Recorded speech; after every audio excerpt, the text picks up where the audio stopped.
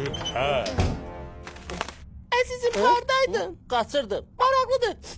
Bəs niyə səndən tərii gəlmir? Giz qızı giz, gələn kimi köynəyimi dəyişmişəm. Əzizim hardaydın? Qaçırdım. Əgər qaçırdınsa onda niyə köynəyinlə tərii gəlmir? Sən mənim ayağımı iynə gör leş iyi verir ya yox. Əzizim hardaydın? Qaçırdım. Qaçırdınsa bəs onda niyə tumanından tərii gəlmir? Çünki tumarımı dəyişmişəm. Əzizim hardaydın? Tualetdə. Maraqlıdır, bəs onda niyə tualetdən qoxu iyi gəlmir?